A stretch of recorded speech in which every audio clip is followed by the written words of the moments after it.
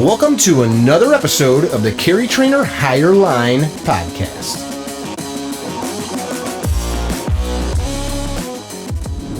Hey guys, welcome to another episode of the Higher Line podcast, where we don't care about kids being protected. Of course, that's a joke. Yes. We're just wrapping up a previous conversation as we were getting set up, and we've got our friend Dr. Aprill, 2 L's, not 1. That's right. Because that'd be like a stripper name. Call me Aprill. Only if it had a heart over the eye. He's in town from Nolans, doing 2 classes up here. One at Cabela's outside of Chicago, and then you're going to be over at SBG, Paul Sharp's place. We're doing a little half day about the psychosocial development of violent criminal offenders.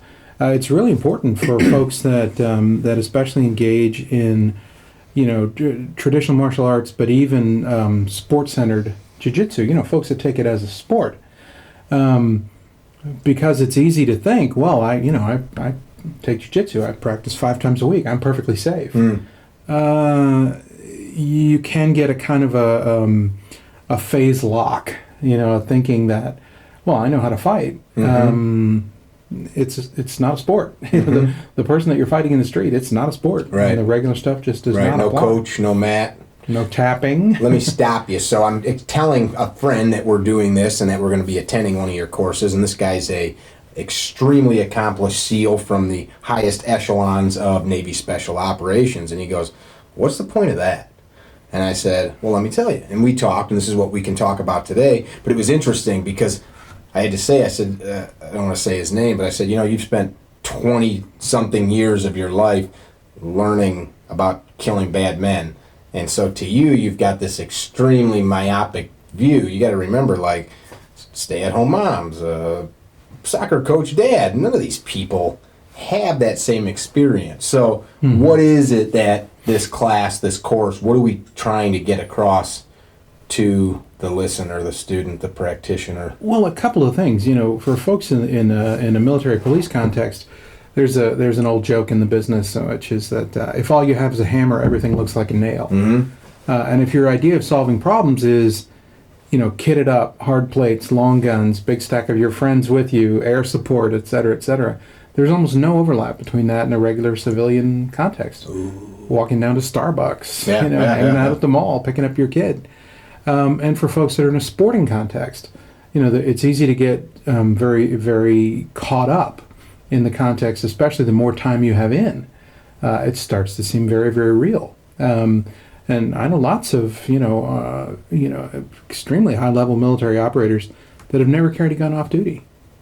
And so the notion that that's just somehow a lesser included offense, that they can somehow just sort of downshift into civilian concealed carry without a second thought, it's pretty dangerous. And the smarter of the guys, they get it. And they're looking for training in a totally different context. Just so people listening, if they didn't see our first discussion with you or have not heard of you before, you're a psychologist. Mm-hmm. You specialize in this kind of thing, right? Mm-hmm. Well, my practice is about, I started out in addictive disorders. Okay. First 10 years of my career was in addiction straight through. So I still see about 30% folks, either they're the primary patient with an addictive disorder or a family member of theirs. So okay. Quite a bit of that. About 30% folks with trauma histories, PTSD and other kind of lesser included syndromes. And then the rest is a general mental health practice. Okay. But I've always worked in these weird areas where mental health systems and legal systems overlap, because I was a sheriff's deputy before I ever went back to school and got advanced training. And so I just found myself in these weird areas where it overlaps all the time. And finally, after 20 plus years, I think I have something to say about both sides of that coin. Mm-hmm. Mm-hmm. There are not a lot of people doing that. No, and a lot of the stuff that tends to get passed on about mindset, especially criminal mindset, is really sort of folk wisdom. I was going to say a lot of cliche. Sure. Yeah. And what I found is that there's a strange kind of bimodal expression. There's folks who don't know what's going on and assume they'll be able to handle it. and folks who I'll lift the car off of them if that bad thing happens. I would say that's it's an interesting plan to improvise. Yeah. But you got this bimodal expression, right? People who don't know what's going on but presume they can handle it. Yeah. And people who don't know what's going on and presume they couldn't possibly handle it. And both of those are wrong. Right. What we want to know is what's going on. What's the inside of a bad guy like? And so we spend quite a bit of time talking about that.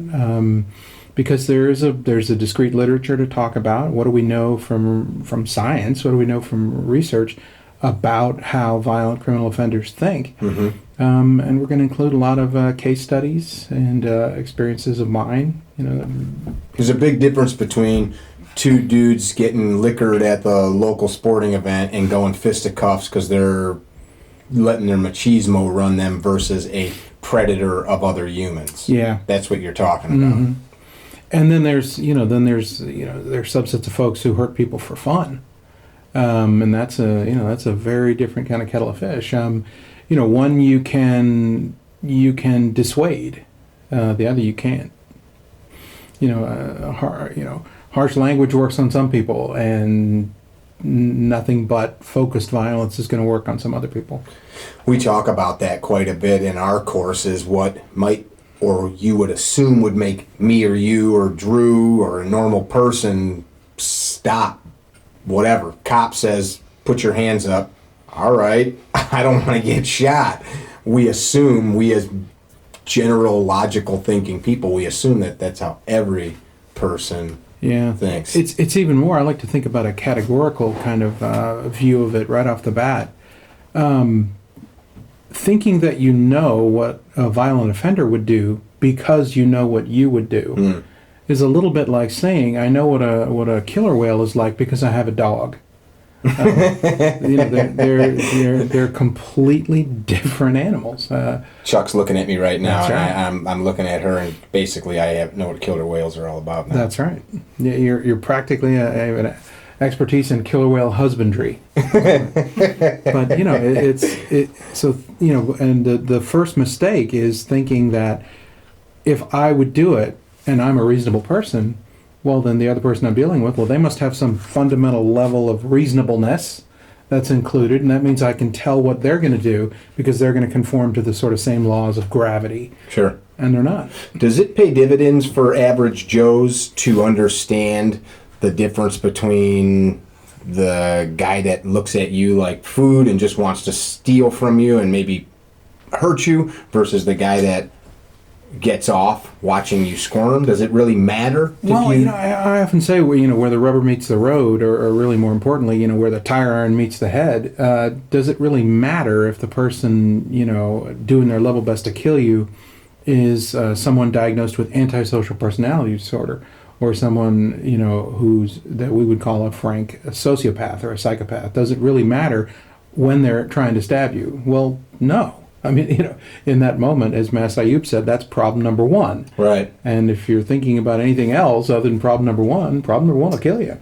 You'll never get to see problem 2 or 3. If you're thinking about problem 2 while problem 1 is happening, you'll never have to worry about anything else ever again. Did I shut the stove off before I... Wrong thing to... So no, it's not helpful in that sense. It's not helpful in the moment. But one of the things that I think it underscores is you've got to have a capacity in the back pocket to be able to get down. Yeah. Because there's a certain subset of people where the only thing that makes an impression, the only thing that influences their behavior at all, is the damage you can do to them. The violence. Right now. Mm-hmm. Right now. There's a lot of studies on guys growing up in the gang culture where violence is the only rule, only thing to gain or lose respect by, and how most people just can't associate to that. That's my point. Maybe somebody had some physical abuse in the home, but like somebody growing up in that steeped criminal environment, going to prison maybe, things like that, violence is all they know. Sure. Well, for most, I often use the expression normal, ordinary, rational people. If there is violence in your life, And for a great many of us, there isn't. That's not a bad thing. That's a good thing. Society's gotten better in that respect. But if there is, even if there is violence in your life experience, it's transitory. There are episodes of violence, or even an episode of violence. That has very little effect, especially when you compare it to someone whose only experience is of violence. Yeah. Seeing it, experiencing it, doing it, all day, every day, in all different domains of life. Yeah. I use this expression, and I'm not kidding. I mean, treated quite a few adolescent offenders now, and one of the things I always ask them is, how old were you the first time you had to step over blood on the way to school? And they'll say, 6, 7. Stepping over a pool of blood as they walk down the street to go to school. Because somebody got beat or killed. Somebody got beaten up or stabbed. These are kids that have seen violence. There was a study of public school students in New Orleans, where I live, and about 40% of them, by the time they're 15, 16 years old, have personally seen somebody... Yeah, not shit on movies and TV, but they watched it. Personally seen somebody dead or killed. Wow. Right in front of them. Wow. Personally seen a corpse, the end result of violence. Not news footage, not a blanket covered body, The kind of stuff that you think about third world countries, war torn places. Yeah. There's no disputing the fact that the country is in the midst of a sustained downturn in violence. Sure. Since the early 90s. Yeah. But that doesn't matter in some of these neighborhoods. Right. You look at some really compromised neighborhoods in really troubled cities, and my own being one. Chicago. Chicago's particularly bad, but New Orleans is as well. These are violent places, and they always have been. New Orleans is just kind of a murdery place. Even back in the 1830s, we had 10 times the murder rate of much, much larger cities like Philadelphia and New York. It's always been a murdery place, even disproportionate to other crimes, even other violent crimes. Interesting. I know this sounds awfully cynical, but if you take away murder, New Orleans' crime rate actually isn't that bad. It sounds awfully cynical when you say it that way. Yeah, that's funny. I was teasing a friend of mine, and I said, that I think we're being penalized for good fundamental marksmanship. What's an aggravated assault in some other jurisdiction? Well, if you have better bullet placement, well, guess what? It's murder. But now, the city just has always been a place where there's a fair degree of murder, and a lot more of it in New Orleans due to just interpersonal conflict, not necessarily driven by the drug trade. It's a very neighborhoody kind of city, and there's lots of edges where neighborhoods brush up against each other, and there's tons of interpersonal conflict. I always feel like New Orleans gets a little bit of a bad rap because it's my town, so I'm constantly looking at the crime in the city where I live. Sure. And so by the end of the talk, people will say, I'm never coming to New Orleans. It sounds like Beirut. But you're looking... It's not. I'm looking very, very closely at my town, in. and so that's where a lot of the examples come from. Yeah, people knew what goes on in their own town if they really paid attention. Yeah. That's the funny thing is there's this, I don't know, very mistaken belief that, big crime can only come in a big city. Right. And that is very I far live in a from true. safe area. Right. I hear that all the time. That weird notion of how do you judge personal risk? It's strange. We're just sort of bad at appreciating statistics and probability. People have an understanding of things that happen all the time, like the sun coming up. And, we understand things that never happen, 0% likelihood. We even get 50-50. But short of those three things, we don't really have many skills at understanding. Hard to really grasp it. Yeah. If I say, when you say to someone, hey, there's a 30% chance of something, for most people that gets translated to 0. Mm-hmm. They think, it's a minority chance, so it's not going to happen. Yeah. Well, no, it's going to happen about a third of the time. I put a post up today on Instagram concerning major blood loss, and we talked about most people spend all their time learning to shoot. And so then I looked up a little bit of data. It took 2 minutes. There are basically 1 in 35 people will get in a car wreck every year somewhere in the U.S. That's the facts. If you add up how many car wrecks, how many drivers. I think there's 220 million licensed drivers and then 6 point something million car wrecks. Like, that's pretty good odds. 1 in 35 people is sitting in an average diner in a year, that group of people, one of them is going to get in a bad car wreck. That's kind of a high odds. So to your point, yeah, people don't think about that. Or, God, home break-ins. There's over 1 million break-ins in the U.S. every year. And a vast amount of crime isn't reported. Yeah. If you're growing weed in your back bedroom, you're not going to call the cops when somebody breaks in. Mm-hmm. So some crimes are almost never reported. Family crimes, Uncle Creepo molesting you, that kind of sick stuff. Stranger rape is notoriously underreported. Really? Oh, yeah. Because of the stigma of I've been raped. It's the one crime where the victim feels like they did something wrong. I've never understood that. Is that a man thing? It's the vast majority of rape, we got to be honest, is male on female. It's a gender-bound crime. Don't ask me why, but it's still okay to joke about prison rape. People do it all the time. Sure. And I can't tell you how often somebody will say, I'll post something about a particularly bad offender on Instagram or Facebook, and somebody will say, well, boy, he'll get his in prison. Well, I'm not sure we should be outsourcing punishment to prison rapists. So you guys, if you don't follow Will's social media, he, from time to time, well, actually a lot of time, you take a case where it's usually something highlighting the kind of people we're talking about, and you'll kind of break it down in a paragraph or two, and it kind of gives the reader, the listener, the viewer an idea like, shit, these monsters walk among us. Kind of the point, right? Yeah, well, and there've got to be cases that illuminate something interesting. Yeah. Like today's case was, I try to do 5 to 7 of them a week. Okay. And today's case, these things just sort of arose organically, and just because they were kind of amusing and well received. Fight Back Friday, which is cases where people have fought back and won. Yeah. And I'm amazed at the treatment of some of these kinds of stories in my local media. I call it the ancient technology file.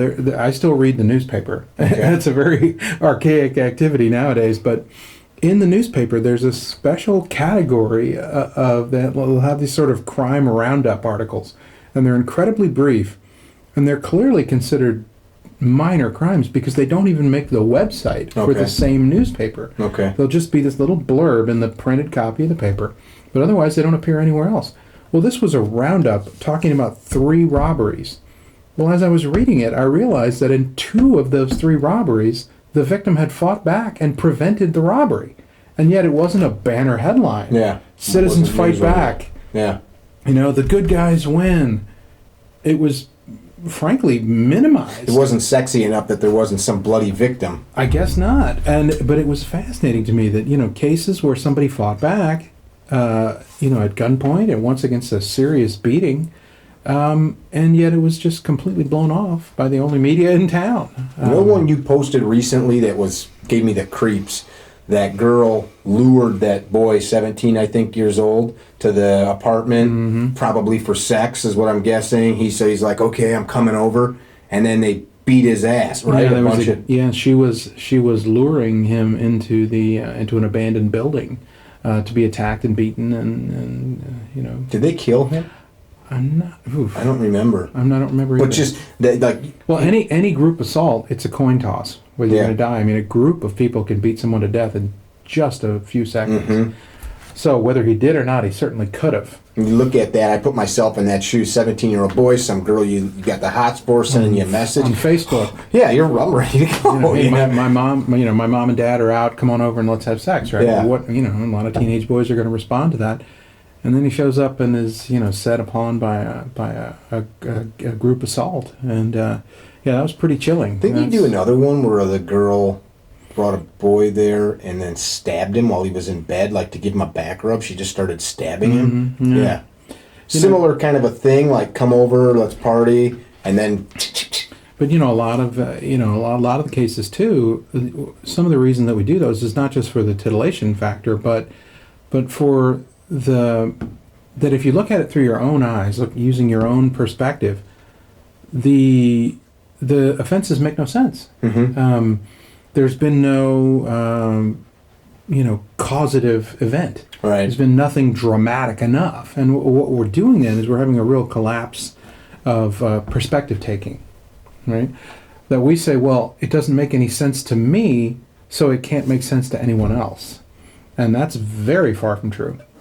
So what I'm hearing is it made sense to the offender. That's right. You know, one of the lines I use over and over and over again is, it only has to make sense to them. Yeah. It doesn't have to make sense to you. I got an email yesterday. I can't say the guy's name. He lives in the West Coast. I've never met him, and he's like, hey, I want to send you some stuff. I've never had a gun. I'm getting a gun. I want your advice, and here's why. And it was a whole email full of YouTube videos and snippets of written text. His neighbor, who he's never met, his wife and him moved into a house. The neighbor, they'd never seen the guy. He's a hermit. Decent neighborhood. I think he's been there like 3 or 4 months. This neighbor has plotted to kill this family. Mm-hmm. Filmed the whole thing. He's filmed how, this was just last night, I'm reading through this. He's filmed it and it's on YouTube. Him in the bathtub talking to the camera about his alibi, how he's going to, and for some reason the man put all this onto YouTube. But then went and purchased a gun. Here's the gun today I bought that I'm going to be killing them with. Clearly some crazy mental illness stuff going on. But this guy, the cops came to his door and said, well, how do you know your neighbor? I didn't even know somebody lived there. What do you mean, how do I know him? Yeah, it's funny. You know, I often talk about that kind of a rock bottom basic technique people should use to try and improve their own safety is Google yourself every now and again. I personally know someone who Googled herself and found a website that started out being almost a fan site. Someone with pictures of her, someone talking about how beautiful and charming she was, and pictures. But it got increasingly obsessive and angry, and finally at the end it was frank death threats. I am going to kill this person. There's a website about her and about how this other person was going to kill her. And if she hadn't Googled herself, Wow. she wouldn't have ever found it. John Lennon. Yeah, Google yourself, because you don't know the role you play in somebody else's story. I get this all the time when I ask people about making what I call their own individual risk assessment, right? What is it about yourself that puts you at risk on a daily basis? I get this answer all the time. Nothing. Nothing. I'm a housewife. I stay at home. I don't. There's no risk. Well, okay, let's say that's true. You are a housewife. That means you're home alone all day in a neighborhood that's deserted. And nobody's there. From 9 in the morning till 5 at night. That doesn't sound like zero risk. But people will say, well, we're not millionaires. I don't have a pile of gold bricks in my living room. That's thinking of something they would put a value on and they would understand someone taking, not sexually subjugating, torturing, and murdering them. If you are the good to be taken, then the good exists. Sure. You know, why do you rob a bank? Because that's where the money is. Well, if you want to sexually subjugate, torture, and murder a housewife, you don't get that at a bank. Right. You get that in a residential neighborhood where nobody's around. So when you think about individual risk assessment, it's got to be, what is it about you that puts you at risk? And you've really got to stretch how you see it. And that's why I think it helps to know more about offenders, because, you know, I ask people all the time, if you were going to kill you, how would you do it? That's how we put our feet in the water of understanding our own individual risk assessment. If you come hard. If you were going to kill you, how would you do it? Sure. You know, thinking about the kind of risks you run, you know, the kind of threats to you, and then there's always those crazy wild cards. We call them inchoate factors, things that just don't make any sense. How can my neighbor, who I've never talked to, be assessed enough to want to kill me? Yeah. Well, because he is. Right. And that's all that really matters at that point. You know, thinking that because it doesn't make sense, that's Sure. completely irrelevant. Doesn't make sense that the school bus had to slip on the ice and smack into the tree. Gravity doesn't make sense. I don't want to fall and get hurt. I want to be able to fall and not get hurt. Right. Well, you know, it's kind of like the old joke about the speed of light. It's not just a good idea; it's the law. Sure. You know, I mean, from your psychologist standpoint, how does a person? There's people I know in my life that maybe they start reading some conspiracy theory websites. Next thing, every single thing is a conspiracy, right? And I don't want to drink that water. The local cities put things in there. You know what I'm talking about. How does somebody not go down that rabbit hole then where now I'm paranoid? Now I'm living in maybe not just fear, but I mean, we know people that walk around with 40 weapons on them, and that doesn't make you any safer. In some places, it makes you less safe. Well, this is this is an increasingly and frankly disturbingly atomistic society. People are very isolated. Mm-hmm. I mean, it is now very common for people to be able to identify no close friends. That the common number, the average number of close friends in surveys from just a few decades ago was 5 or 6.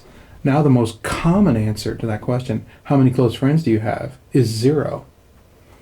People don't know their neighbors, have never met their neighbors. Yeah, that's totally true nowadays. And why is that? I don't know, but it's certainly not good because it robs, one of the things that's most important about what we call reality testing is the concept of consensual validation.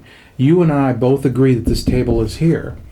If you had the belief that this table is an illusion or a 3D hologram, well, you and I can disagree, and perhaps I can make the case to you, well, no, it's not a hologram. Do you see how it holds up the glass, right? The table is actually here. But without this shared moment, we can't have consensual validation, so you can harbor beliefs and they can fester. Is that a fancy way of explaining why arguments like on YouTube comments or Instagram comments suck so bad? Well, because they're not an argument. Argument has come to mean conflict.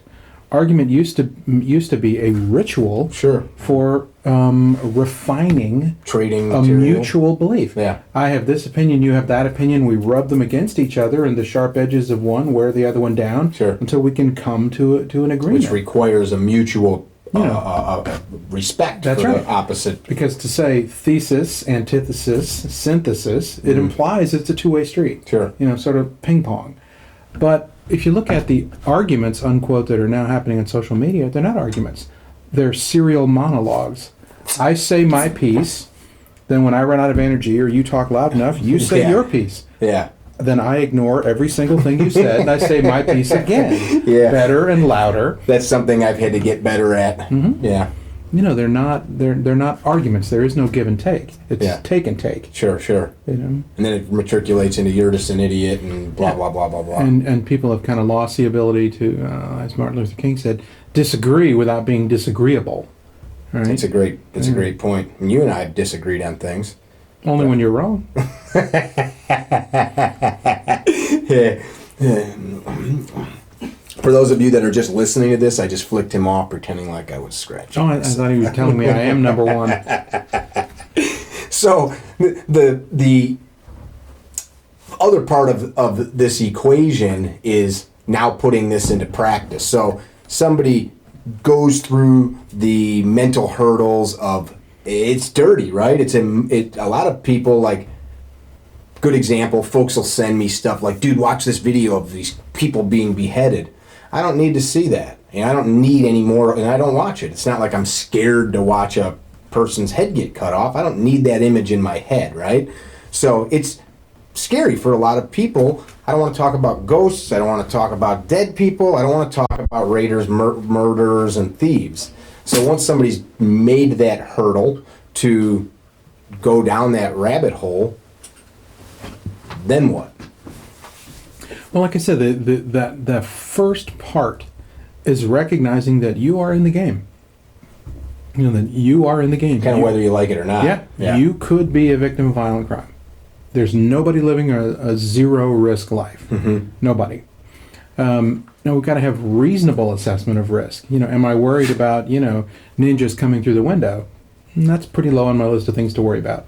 So we want to have grounded, reasonable concerns and do the things that we can that are what we call generally adaptive, things that help me deal with the most kinds of things that are reasonable to worry about. It's funny, ambush occupies a ton of people's imagination. There is no defense against ambush. Right. Anyone can be ambushed. Sure. Even the Secret Service will tell you flat out, if the assassin is willing to die, there's no preventing an attack on the president that would likely succeed. Sure. There's no preventing ambush. And yet, what that can do is lead people to think, well, if there's nothing I could ever do about a dedicated ambush attacker, what's the sense in preparing for anything? So just go from one extreme all the way to the other. Exactly. But reasonable fears, right? Somebody sticking a gun in your face in the parking lot of the Costco. That's a reasonable fear. Somebody pulling a knife on you in the elevator of the mall. That's a reasonable fear. And those are things we need to think about. Visualization matters. It matters quite a bit. Younger folks may have forgotten, but there used to be this thing called the Soviet Union,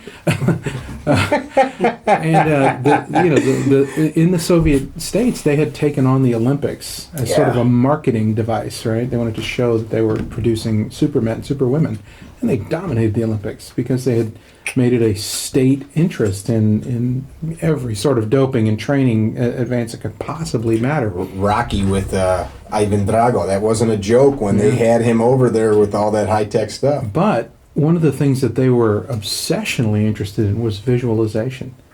And after the fall of the Berlin Wall, when the sort of archives were opened, for some sports, especially complex technical sports like, let's say, pole vaulting, they thought that performance could be 30% based in visualization. Yeah. And so, and there's studies to back it up. Studies of policemen in Scandinavia where when they're told to visualize not a specific exercise, but they're told they were going to be put into a fat simulator, which is a live action video screen that you can actually shoot real guns at. So a real scenario is happening in front of you, very high definition video images, life sized. And they took the officers and divided them in half in this one particular experiment. Half of them were told that there was about to be this scenario and they were going to be tested. And the other half were told that there was about to be this scenario and they were going to be tested, but they were given a period of time to visualize dominating. They weren't told what the scenario was going to be. Just win. So their imagining wasn't of that specific scenario. Their imagining was just visualization of dominating a lethal force encounter. And the performance gap between the two groups was 30%. Wow. Echoing what the old Soviets had said. How big was the test? How many people do you know? I don't remember. It was several dozen, as I recall, which is a pretty expensive study. But so visualization, right, doesn't have to be specific as long as it's generally adaptive. If you think about nodes of high performance, right, like the ability to control your arousal. Something happens. I'm at the dry cleaners and a guy walks in with a shotgun and robs the dry cleaners, right? If you can control your arousal and process information, and you can draw a gun quickly, and you can shoot accurately, those are generally adaptive things that you can war game. You can sit down and imagine those things. And that imagineering has a real, tangible benefit. Yeah. You don't have to imagine the specific scenario. Pathways that you create by thinking about doing well make it more likely that you'll do well no matter what the specifics of the circumstance. So we want to stretch the mind to include as many reasonable kinds of concerns as we can. Because just thinking about them, that exercise that I ask people to do, if you were going to kill you, how would you do it? You're actually making yourself harder to kill when you do that. Yeah. That thing that just came to mind is something I'm going to somehow try to mitigate put up a wall around of some. Like, let's say your example would be, and I'm just making this up. Your example would be, well, I work really late at night on Thursday and Friday, and I come home late at night, and I tend to park my car in the driveway, and I don't have any exterior lights, and if I was going to kill me, that's probably when I'd do it. Mm-hmm. Well, then you can start doing things in mitigation of that. Yeah. You've raised it as a concern. Yeah. And now you can start doing things in mitigation of that, right? You bring up a good point that there are a quick 5-minute Google search will tell people just for like structure security, lights, clear bushes away from windows, these types of basic things. Like you don't need to do any crazy self-assessment or deep assessment. These are known to be good door locks and that kind of stuff. If you handle the basics, you cover a lot of waterfront. Does that mean SEAL Team 6 wouldn't be able to kill you? No, they'd still be able to kill you, right? Sure. But I'm not worried about them. Right. Right. So, when we think about, wargaming, right, troubleshooting your own life, it's worth it. And yet getting people to do it seems so pedestrian. Well, wait a minute, there's really no sex appeal to cutting back the bushes by the window. There's no sex appeal to putting motion detecting lights by my garage. Mm-hmm. There's no CDI factor, One of Colonel Cooper's books, I forgot which one it was, he talked about his home that he had built at Gunsight. And it had a strange name. Didn't he call it the Sconce? It was the Sconce, exactly. Yep. He built it in a Starfort fashion. And one of the things that stuck out to me in that book the first time I read it as a late teenager was like the sleeping corridor. There was a long hallway, and he had an iron gate at the end that, in order to get to it, you had to breach this iron gate and go down I don't know if it was a 20 or 30 foot long hallway, which was set up in a fashion that he could see you without the person at the gate seeing him. And just that's an extreme, but how well you'd sleep at night by a simple thing such as a gate before you get to the room. Sure. Look, here's a premise of mine. I insist on, and I insist on even for my parents, some standoff from the house. I don't want anybody to be able to walk up and touch my front door. Mm-hmm. There's a gate or something. There's a gate, even if it's just a few feet away. I don't want anyone to be able to walk up and touch my front door. Because if there's a problem, I'd like to know about it before from 21 feet and on the other side of a 5-foot fence. Sure. As opposed to them knocking on the door and announcing that there's a problem. Sure. It's not sexy. Yeah. But it's functional. Yeah. It buys you time. It has a real value. It's funny, you were talking about Cooper, and I think about principles of personal defense, a little bitty skinny book, but packed with a lot of wisdom. The one that interests me most in terms of, normal, ordinary, rational people is ruthlessness. Ruthlessness is coolness is important, right? The ability to regulate, affect and arousal. Composure. Right? That my, I don't get overwhelmed by things. I can stay cool. Toughness is important. Grit. The ability to hang in there, maybe sustain some damage and do what needs to be done. But ruthlessness, that's a tough one for nice people. I often say, ruthlessness is not cruelty. Cruelty is I hurt you because it gratifies me. Right? Ruthlessness is giving people exactly what they deserve. No more, no less. And somebody who breaks into your house and is walking down the hallway with a butcher knife, what does that person deserve? If you give them less than that, you've done an injustice to yourself. Sure. And so cultivating ruthlessness, that's hard for nice people to think about.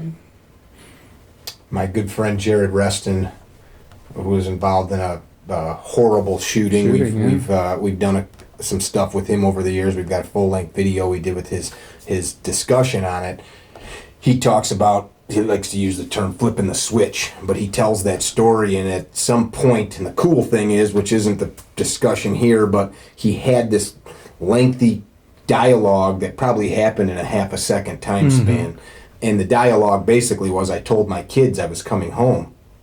This is trying to make me not come home, thus I must now do bad things, as he's being shot in the face. And of course he won because he's still alive, and that's very much how he carries himself.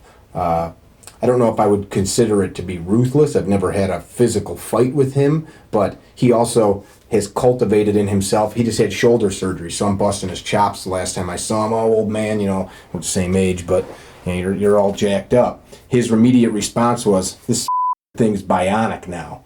Like he wasn't going to allow not just me, but his own mind to cultivate that, I'm now damaged. That's my bad wing. He said, no, it's bionic. It's better than before. And then, go ahead. But no, my only beef with that is that relying on a switch that I can flip presumes that it's there and that you know how to activate it. Well, and for him, but if you listen, I'm not surprised at his outcome because he had clearly thought about it beforehand. Sure. The simple fact is, you will not do things you cannot imagine. Well, this was the second part of my Jared story. Jared tells people in his training or in the speech, I've killed 1 million men 1 million times in 1 million ways. And people are always like, oh, it's horrible. It's a horrible thing to say. Yeah, you're sick. And he'll explain to them it's not me knifing dudes in subways and smearing their blood on my face. He's a police officer. He's a SWAT cop. He does Overwatch with rifles, and he imagines somebody appears there. That's how I'll dial the rifle in. If somebody appears there, and that's what I think you're talking about. As I often say, you've got to have a parking spot in your head for what you're going to need to do. Thinking that there's this switch and I know how to flip it is ridiculous. Don't make me angry. It's ridiculous. And so falling back on this notion of I don't need to prepare because I've got this sort of innate switch, and boy, when I need it, it's going to be there. That's planning to improvise. Sure. Why do that? If you have time to plan to improvise, you have time to plan. Have you ever had anybody tell you, I've had some family members say, don't you get sick of thinking about all this? And I'm sure I've spent time with you, and we didn't have any conversations about any of this stuff. We talked about life, food, booze, whatever. I think someone that doesn't immerse themselves into this stuff with the way I kind of look at it is with the goal of why you're doing it. Like I have friends that love to watch like crime dramas and stuff just because it's interesting, but it's not really to learn something for benefit. So where I was going with that is you don't have to surround yourself with this and then become hard and callous. You can still be human. Yeah, you don't want it to be titillating, right? Just doing it because, I call it, murder porn. Right, watching all these shows about serial killers and people killing their spouses, and just over and over and over again. To what end? Sure. If it doesn't offer me something to learn from, even to learn what not to do, right? That's a valuable thing to learn. But if it doesn't offer me some benefit, what's the point? And it's just titillation. And so thinking about, the world as it is, right, allows us to spend our time getting ready for the world as it is, because once you've made that initial sort of leap in your mind, right, that you've gotten over denial, right, the false belief that it just won't happen, it can't happen to me, that once you live in the reality that it can happen to me because it does happen to other people, and there's nothing special about me. Sure. Right? I don't get a pass on this just because I don't want it to happen to me. So once in your mind you've accepted the reality of the world as it is, the world is sometimes an awfully dangerous place, then it's easy to see examples as they come up. I remember I was having a conversation with a friend in college. We were at a bar, and she hung her purse over the back of her bar stool. And I said, "No, why don't you hang it under here? There are little coat hooks and stuff under the front of the bar." And she said, "Why?" And I said, "Well, somebody could grab it walking by, and you wouldn't ever notice." Sure. And she said, "Well, I don't think of the world that way." Well, that's not a very good argument. Sure. If you're going to say that's not how the world is, okay, at least now we're having an argument. But to say I don't think of the world that way implies a first part. That hot fire doesn't want to hurt me. Even though the world is as it is, I don't think of it that way. Well, that's what little children do. Yeah. If you scare a small child, what do? They make you disappear. Right? Well, choosing not to look at something is not quite the same as having it be gone. Yeah. This is the argument I have with people who don't lock their front doors. Yeah. I went 15 rounds with a friend once who just refused to lock her front door. I'm not going to live in a place where I have to. I tried everything. I tried, I finally got my parents doing that. Horror stories, statistics. I tried everything. Guilt, emotional blackmail. And she finally said, "I refuse to live in fear." Okay. And I said, "Well, okay, I'll do it for you then." Because what's scariest about that is what she's saying is, if I lock my front door, then I have to admit that the people who would come into my house without permission actually exist, and that's too frightening. Yeah, I don't want to think about it. So I'm going to do it backwards. If I don't lock the door, they don't exist. Monsters aren't real. Madness. It is. But you can get to the point where, I hate to say that people are going to have to learn from their own suffering. if we're smart, we should learn from the suffering of other people. And if we're geniuses, we should learn from imaginal suffering, where no one has to suffer. I can imagine something and find it so aversive that I'll do what I can to prevent it. But there are people out there who will not change until something literally taps them on the shoulder. I had family members whose house was broken into years ago, very beautiful home, and they were out of town, so there was no violence that took place, but they came home to their kids' pictures smashed, TV's gone, all that jazz. And that was 25 years ago. That changed this male family member of mine, like from easygoing dude that went jogging on Saturday morning to dogs patrolling the yard. And just because I think it made him understand how completely vulnerable they were. They lived in a very affluent area, and what you would deem to be very safe in the middle of the woods, way away from roads and people. But it's funny, when you say those things, I don't think safe. I don't either. I said think. I mean, that way I look at it is just as you do. It's very easy to see. It could have been like the guy dropping the mail off, knows they're not home. Hey, man, I know a house. Like, there's a million ways people sort that stuff out, and it happens so often. People have no idea. We had Paul's brother Dave's a detective here locally, and he always tells me like award-winning detective. Award-winning, yep.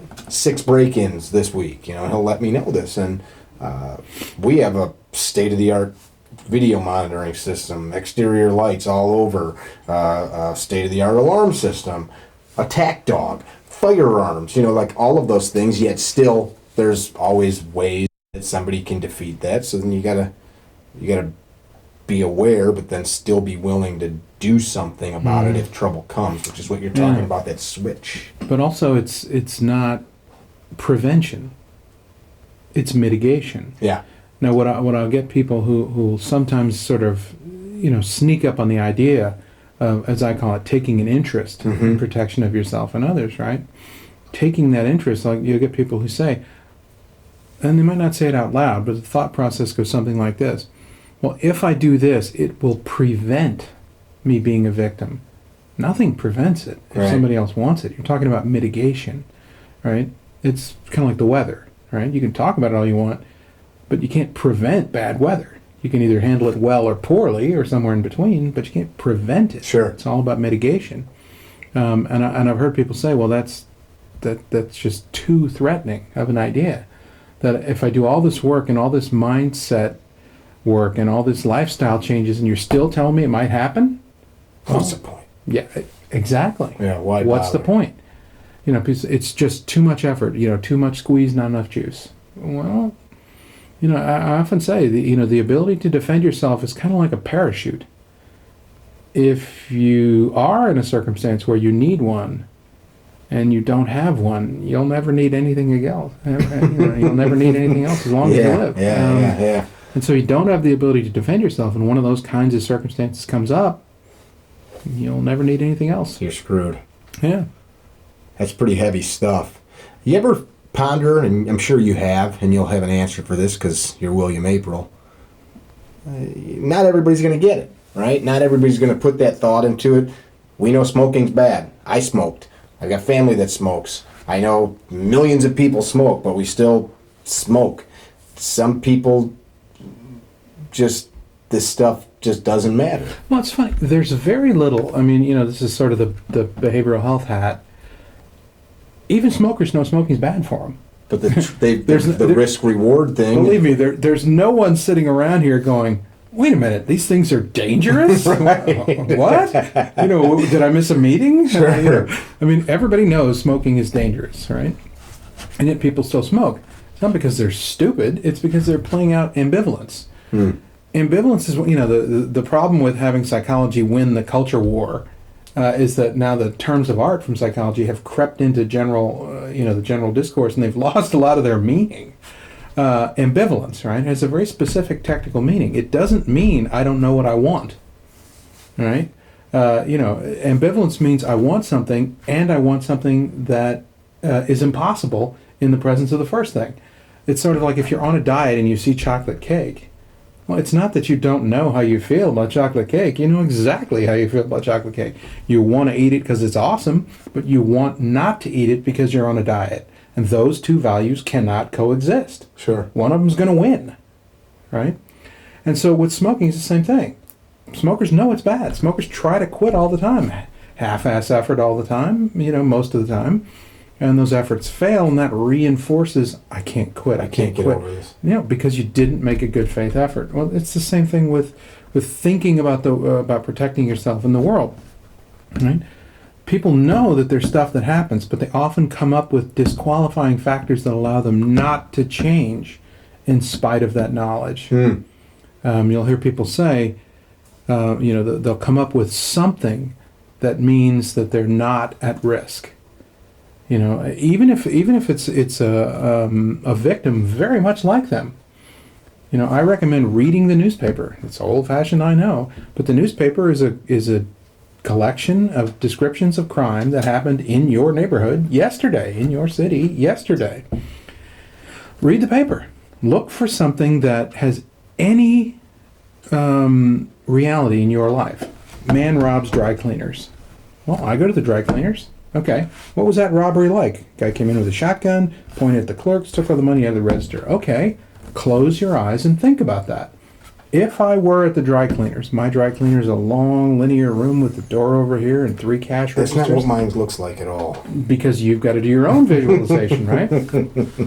And so thinking about it, you don't have to cook up weird scenarios. Yeah. The world generates plenty of them. Yeah. And the newspaper contains them, and for 50 cents to $1, you can get it. And that 5 minutes you spend finding something in the paper and thinking about, what would I do if that happened? Mm-hmm. This thing that happened in my town yesterday. What would I do if that happened tomorrow?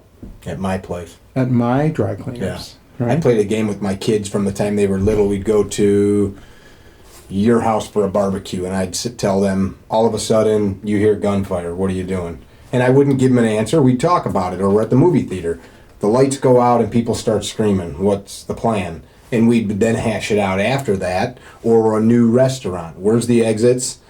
Which one are you picking? And what happens if smoke comes out of the kitchen? Gunfire, cars. And we would, not to the point where I was filling them full of this crazy stuff, but we would chat about that. And now I'll be with my daughter and she'll say, like, did you see the emergency exit right there as we're walking through the Kohl's or wherever we're at? I'm like, all right, good. She's thinking about it, but not in a crazy way where it's fear filled, but just that. No, but it's what makes it reasonable and what makes it not paranoia is that you're not saying these things are particularly likely. Sure.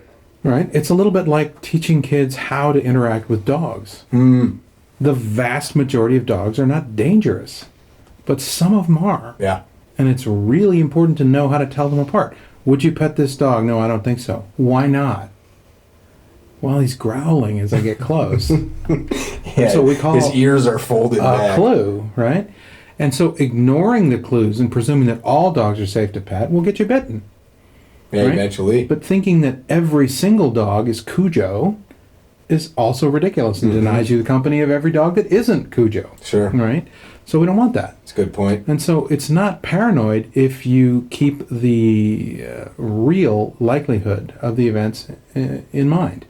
Right? The likelihood that you'll be the victim of violent crime today is quite low. But the likelihood that you'll be the victim of violent crime at some point in your lifespan is not low. It's actually pretty high. If you crunch a lot of numbers, especially from the Bureau of Justice Statistics, you have about a 1 in 5 likelihood of being the victim of a violent crime at some point in your lifespan. Now, there are people out there who are victimized over and over again, and they're skewing the average. Sure. But 1 in 5 is not nothing. That's huge. I often ask people who when I say 1 in 5, then you can see in their eyes that they've transliterated that into meaning pretty much 0. Would you play Russian roulette? Even 1 in 1,000 is a pretty good odd. 1 in 5 is ridiculously high odds. Would you pick up a gun that I told you that there's a 1 in 5 chance was loaded, put it to your head and press the trigger? No. Not in a million years. No, I would not. Not in a million years. But that's pretty much what these people are saying. Yeah. They don't want that to sink in and then have to, is it just apathy? I don't have to take action if I... Well, it's not apathy. It's, what most people do to preserve their kind of feeling of well-being is rather than address and manage risks, things that can cause arousal, unpleasant emotions, fear, we find a way to make it not apply to us. I was a research associate in a psychology department when I was doing my graduate training, and we were trying to figure out the effect of MAD cars. Have you ever seen those? Mothers Against Drunk Driving? Oh, yes. I guess it's called Mothers Against Destructive Decisions now, or something like that. Okay. Well, MAD used to bring, I don't know if they still do, but they would bring a car to Smashed a school. up. A car where there had been a drunk driving accident where someone had died. Well, we had MAD come and bring us a car, and this car was fantastic. The roof had been cut open by the jaws of life. Just destroyed. There was blood and hair on the dashboard. I mean, you could tell that people had been killed in this car. And there were even beer cans on the floor. Wow. I mean, it was great. It was the perfect kind of object lesson. And our job as the associates was to mill around in the crowd and listen to the students talking about the car and seeing if they were saying anything that implied they were learning. Yeah. And I watched this one kid, a teenage boy, walk up to the car, and as he's getting closer, his eyes got bigger and bigger and bigger. But then all of a sudden, when he was about 2 or 3 feet from the car, he suddenly snapped out of it. I'll never forget. He sort of shook his head and made this funny expression and shrugged and walked away. It was so striking that I actually broke character. I chased him down and I said, "Hey, do you mind if I ask you a question?"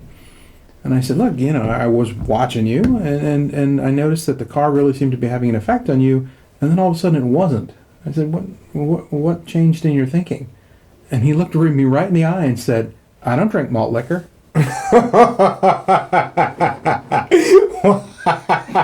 Because in his mind, man, he saw malt liquor cans on the floor of the car, and since he doesn't drink malt liquor, none of this applies. Now that's the was that a way for him just to write that off, or is there some people that are think just... about it. It's a way of reducing anxiety. If you walk closer and closer to the car and you're taking in the object lesson, wow, if you drink and drive, you can die, and I drink and drive. Well, that causes tension, and we resolve that tension, right? In the classic studies of what's called cognitive dissonance, when you can change you can reduce that tension by changing your behavior or your beliefs. Which one are people more likely to change? Beliefs. Oh, behavior? Really? It's the funniest thing. People change their beliefs, not their behavior. Okay, that's what I thought. Yeah. Yes, if yes. you ask people, is smoking good for you? And they'll say no. They know smoking's not good for them. And you say, well, why don't you quit smoking? That's the most efficient way to lower those risks, right? Quit smoking, and you won't die of smoking-related illness. People don't do that. Changing your behavior is hard. They instead change their beliefs. Yeah. A lot of times they do a qualifying, a disqualifying belief. Well, I don't smoke that much. Yeah, I only smoke a few cigs after work. I smoke light cigarettes. These are ridiculous dodges when you look at them objectively. My grandfather smoked and lived to be 90. Exactly. They're beliefs that lower the tension by lowering that cognitive dissonance, the tension between what we know and what are we going to do about it. Mm-hmm. And the same things are true when you're talking about assessing risk and doing self-defense, right? Taking an interest in your own self-protection. People might say, wow, there was a robbery in my neighborhood. Those people are just like me. But you know what? Their friends are kind of scummy. And since I don't have any scummy friends, I don't have to worry about this. Yeah, you have no idea who they brought in their house. The store of disqualifying beliefs, things that make us not vulnerable, is almost limitless. Yeah. We can always find a reason that we're not subject. So that we can continue to go on and not change Unchanging behavior. Yeah. Exactly right. What I find very appealing and profitable about these types of discussions and this program that you teach is it really helps the person then identify what they should be training. Like something, we do a course that's happening in a couple weeks where there's pistols and rifles, and I'm not insulting anybody, but like we'll have dudes come and they've got an inside the waistband concealed pistol, then they're all kitted up with like their rifle gear because now they're shooting rifle and they're working transitions from a concealed pistol. And I'll ask them, like, is there ever a time in your life that you feel you will be running around the streets of your city with a concealed pistol, holding your AR with the red dot and the magnifier and all the gear? Like, it's playtime, right? So where I'm going with that is you start to understand, reading all of these local break-ins and crimes. It helps direct our training so that we're not that it's wrong to train with different guns and tools and such, but that's fun. It's not really preparing us for any reality. Yeah, I don't have a problem with a certain amount of budgeting. Yeah. Time, money, resources, everything going towards stuff that's just fun. Yeah. Shooting is fun. Yeah. Shooting sports are fun. Mm-hmm. I mean, they're supposed to be. And so, but I think, the amount of your time that's budgeted for infotainment or edutainment, you'll hear it called, things that are good for you, unquote, they're also fun. I don't think that's a bad thing. Yeah, nothing wrong with it at all. But we do want to ground it in reality, because what you're forming then, a picture of something that you think is going to happen or could happen, is what we call a schema. It's a map. It's a potential map of the future. But the problem with schemas is that we're not objective when we make them.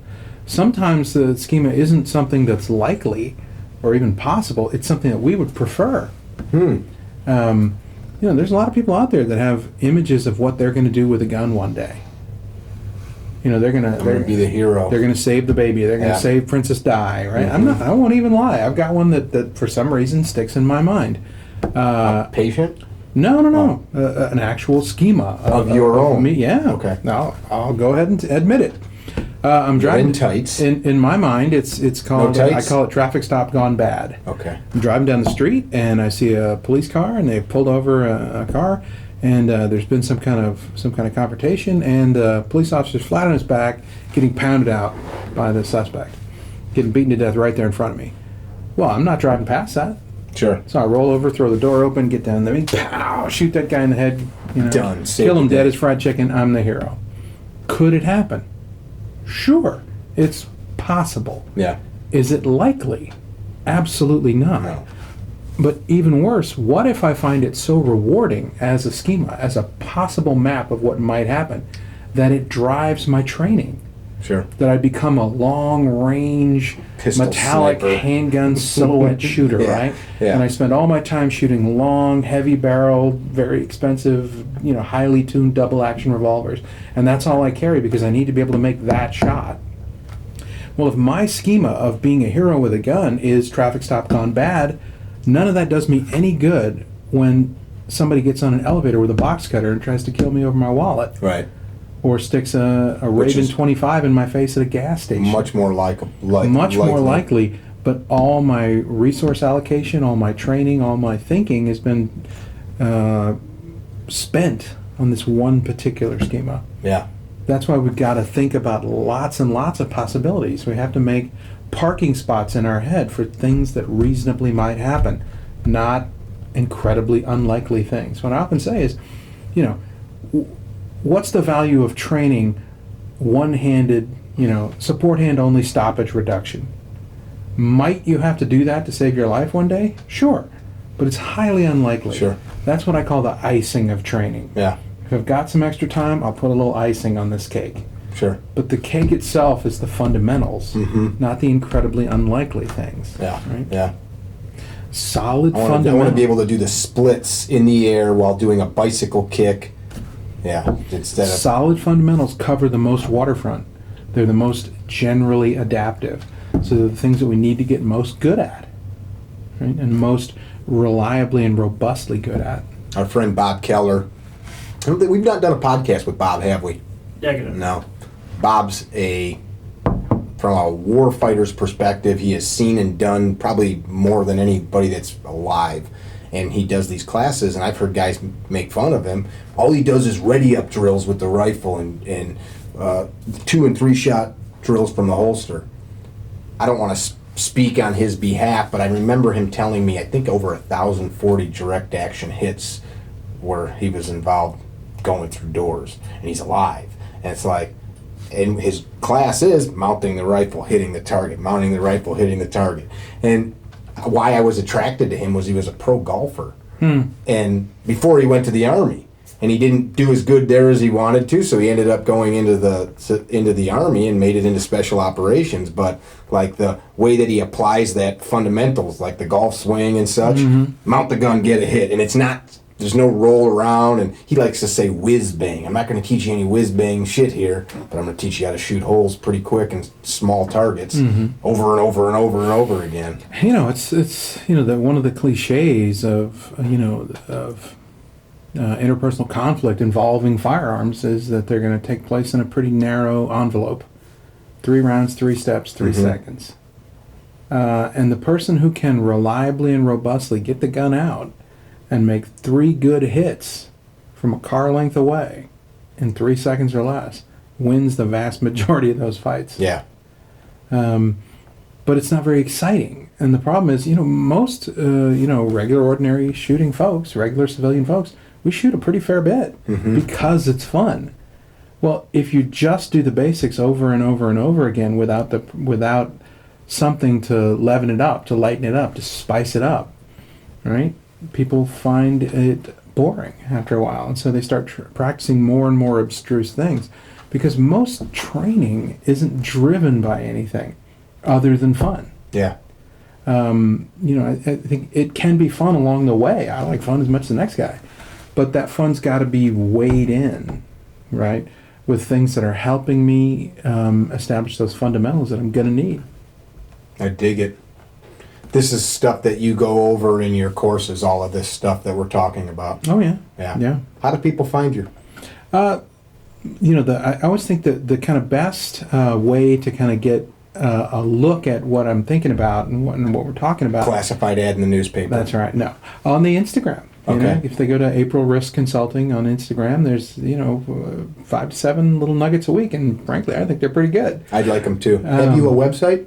Yeah, aprillriskconsulting.com. It's more of a website in progress. But people can, if somebody wanted to find you to do a class, absolutely, they can get a hold of you through there. Yeah. I want to bring you up to our range. Maybe do your Unthinkable and your pistol course, like over the course of 2 days. Yeah, that's a pretty common. Class. A pretty common class arrangement, because what I found is that it changes how people shoot when their minds are actually thinking about violent criminal offenders than shooting, and I want to do well shooting, which is great. I think it's important that we be good at the mechanical skills.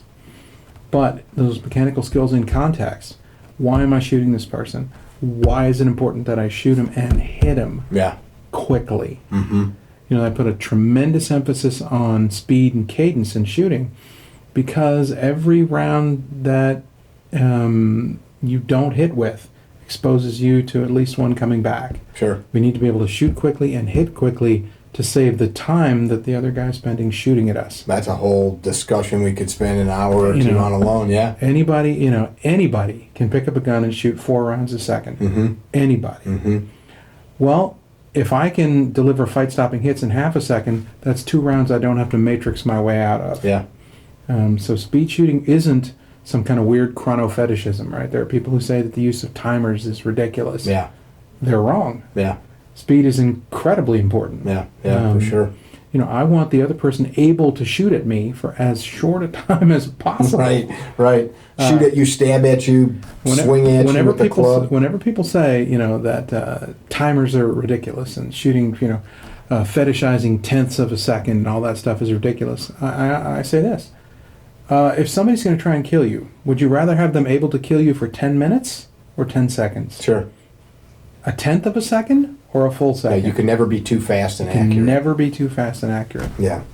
There is I'll make this point. There is a current fad where men are concerned with how fast they can get a gun out of a appendix holster and dump some rounds into a target, forgetting a lot of tactics that should be involved in that from a self-protection standpoint. My only beef with draw times as a goal, isolated from everything else, is that it's completely devoid of context. Yeah. If you can do a sub-second draw while moving off the line of attack, I'm very impressed. Yeah, it's good stuff. If I can toss you a tennis ball, you got to catch it and then do a draw in 1 second. I'm very impressed. But staging a draw, right? Holding the garment in your hand or almost holding a garment in your hand to speed up the draw just so you can say, I have a sub 1 second draw. That's a disingenuous. It's completely disingenuous. Yeah. It's making something that's a critical life-saving skill into an abstraction. It's making it That's a good artificial point. and abstract when it should be the realest thing going. And unfortunately, then that person has a false sense of risk mitigation. I didn't want to say security because I didn't want to get that somehow flipped on me. I'd roll my eyes. I appreciate you taking the time. No, thank you. Thanks for having me. It means I really a lot. appreciate it. We're going to, we'll talk about getting you up here. If you guys want to get a hold of him, we'll put up a link if you're on YouTube watching this, or at the very least his web address, April Risk Consulting. Instagram, it's April Risk Consulting. Yep. And then if you're interested in doing a class with him, I'm sure by getting on his website and getting an email over to him, you can get that done. You are also 1/6 of the ShivWorks Collective. That's right. I often say, like the old Star Wars line, a wretched hive of scum and villainy. But folks that share an approach to stuff. Try to take it seriously. Try to be ruthless about staying in your lane. There are plenty of things I have opinions about. There are very few things I have expert opinions about. And we're pretty good about that. Yeah. And pretty ruthless about it too. The danger of opining is that opining without foundation is just hot air. Yeah. Pretty much. I'll say it if he won't. Thanks, man. Do me a favor. We started this thing down here. When somebody shows up, they sign. You sign anywhere on there you want. Everybody's sticking to the right side. Terribly small, though. Well, you can do whatever you want, wherever, whatever. Look at that. That's a man right there. He goes right to the middle. That's all right. Hashtag be dangerous. That's right. I dig get asked it. about that all the time. People say, be safe. If you're dangerous, safe will take care of itself. I dig that. I'm going to steal it. I'm going to borrow it. That's right. Thanks, dude. Thank you. Thanks for having me. Let's get going. Visit our website, CarryTrainer.com, for information about classes held throughout the U.S., CarryTrainer apparel, and upcoming projects. You can also email us at training@CarryTrainer.com for information about setting up your own private course or speaking engagement. Training@CarryTrainer.com or CarryTrainer.com.